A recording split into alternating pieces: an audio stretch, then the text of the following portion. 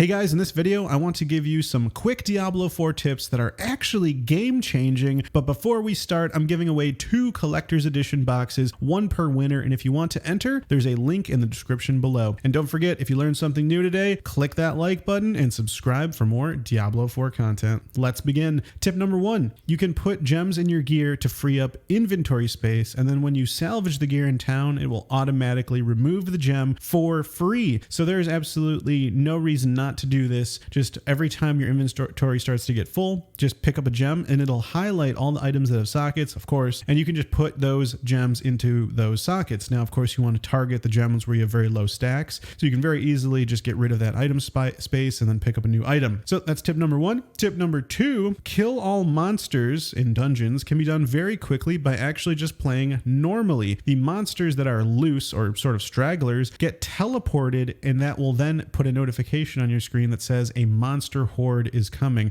So this is actually really counterintuitive, because most of the time you're like following a wall, looking at your mini map, going after those little red dots, you know, whether they're a straggler, if there's like 1 or 2, but actually it's in your best interest to just forget about those stragglers, go straight for the elite packs, just keep moving through the dungeon, and they'll actually get teleported to you in a big group, which is really awesome. It actually makes kill all monster, scenarios actually very great for actually clearing big groups of monsters. All right, tip number 3, you can upgrade your gems from your stash and they will magically appear in your inventory ready to socket, so you don't need to keep them in your inventory or take them out of your stash before you're preparing to socket your items. This is something I discovered on my own just randomly. I always just put my gems in my stash, but when it came time for me to upgrade my weapon, I decided I needed to upgrade my gems, right? I had no gems in my inventory. I just went over to the jeweler and I clicked, upgrade the sapphire, and that upgraded sapphire just went straight into my inventory. I didn't need to have the prerequisite materials in order to upgrade that sapphire. I just was able to just go to the jeweler, click the gem I wanted, have it created, go right in my inventory.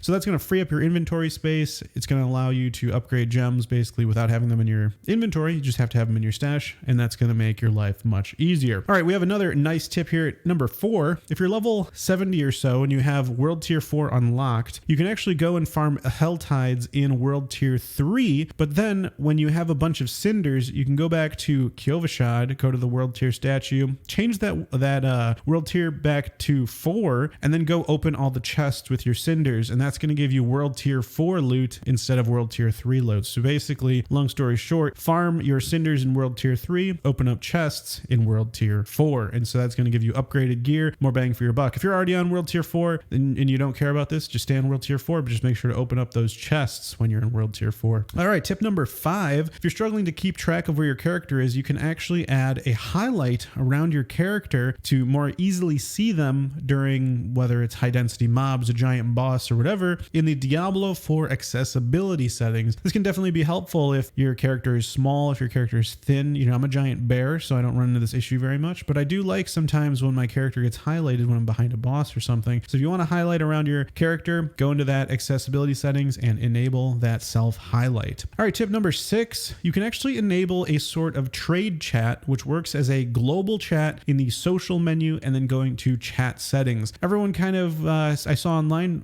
kind of complained, it kind of feels lonely, playing by yourself. It would be cool to have a chat. The downside of chat, of course, is you get those gold sellers, those gear sellers. You don't really care to see just spamming like, oh, go to whatever.com and buy gold. But it is kind of cool to get that sense of community with a trade chat, so to speak. And you can get that from the social and then chat settings option. Definitely something I'm going to check out later today. Tip number 7, you can toggle a FPS counter, frames per second counter, by hitting Control and then R. And then if you hit Control R again, you can actually turn that into a ping/latency counter. And so that gives you some more info. How much FPS are you getting? What's your ping? What's your latency? It's going to give you a little bit more information about the game going on around you. All right, tip number 8. While you're mounted on a horse, you actually have smaller aggro range and wider field of vision. Now, this can be very helpful in PvP. If you're in the PvP zone, having a wider field of vision than your opponents basically lets you know when they're coming sooner than they will. And so you can get the jump on people if you're mounted, of course. You can also be mounted defensively because it's going to give you a wider field of vision. You're going to be able to see people coming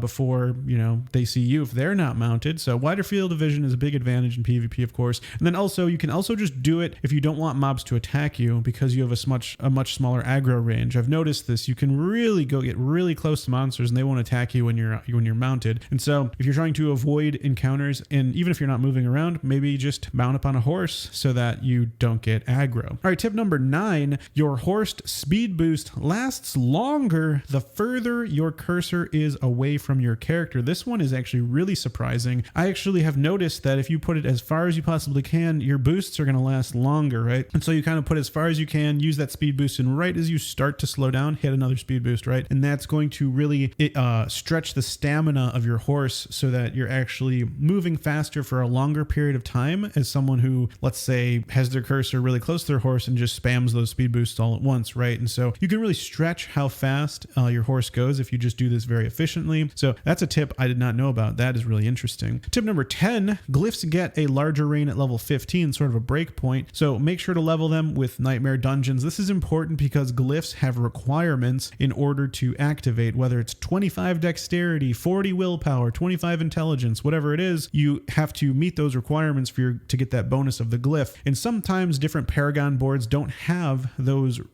actual stats within range. And so you actually have to get level 15 in order to be able to even activate it within a certain Paragon board. And so getting level 15 will definitely enable more creativity and more options for that glyph. Tip number 11, turn off error speech through the menu. If you have your character, you mount up in town, you're trying to speed boost, and they're like, can't do that in town, can't do that yet. And you are just sick of them telling you what you can and can't do. Well, just turn off that error speech through the menu, sound options all the way at the bottom. That was a life changer. So glad I don't have to hear my character tell me what he can and can't do. All right, number 12, your horse can actually make jumps. You don't need to dismount. I know whenever I see those two little blue footprints, I'm always like, oh shoot, man, I dismount, climb or jump or whatever. But if it's a jump, you don't need to dismount. Just make sure you are moving fast and at the right angle, and your horse will actually jump so that you don't have to dismount and then remount. And we got that pesky cooldown, right? You demount, now you got to wait like 5 seconds before you can even get back on your horse. So this gets around that, allowing you to stay mounted and continue to progress or travel wherever you were going. Tip number 13, the higher level the monster you slay, the more XP you get. Well, sure, that makes sense, but how much? Well, monsters 1 level higher than you grant 15% more XP. Monsters 2 levels higher than you grant 20% more XP, and monsters 3 levels or higher will grant you 25% more XP. So the trick here is to go after monsters exactly 3 levels higher than you for maximum XP gains without unneeded added difficulty, right? The difficulty to XP gain sort of maximum efficiency zone is exactly 3 levels higher. Also, the opposite is true though. Monsters lower level than you will grant less XP. Monsters 1 level lower than you will grant 10% less XP. Monsters 2 levels lower than you will grant 20% less XP, and so on for each level, so 10% per level. And you might be wondering about elite monsters. Well, they grant roughly 7.7 times more XP compared to normal monsters. That's why we love to farm elite packs,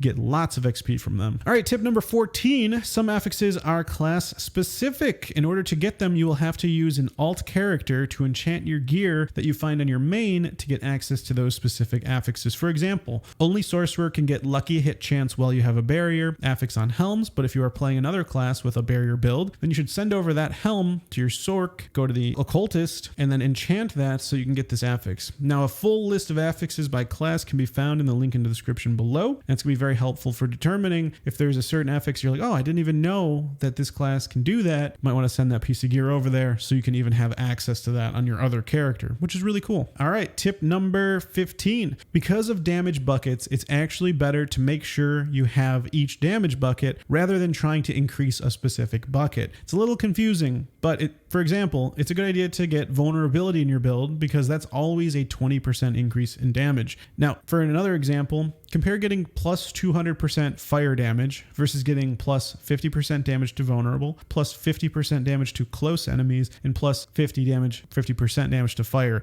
Now, believe it or not, the diversification is actually going to deal more damage. Even though if you were to add it up, it would be 150, it's actually greater than the 200% fire damage because one is multiplicative and one is additive. And so it's better to have more buckets than to have one bucket. So you know, whenever you're looking at the affixes on your weapon, it's like, oh, I want not so much of just one thing. I want, you know, damage to vulnerable, damage to close. I want, you know, fire damage or whatever I'm doing, or maybe overpower damage, right? But you don't want to stack it all in one because it's not going to add as much. And that is the 15 tips for you guys. I hope you learned something new. I certainly did putting this together. If you did, don't forget to hit that like button. Thank you, and subscribe for more Diablo 4 content. My name's Toyhouze, and I will see you in the next video. Take care.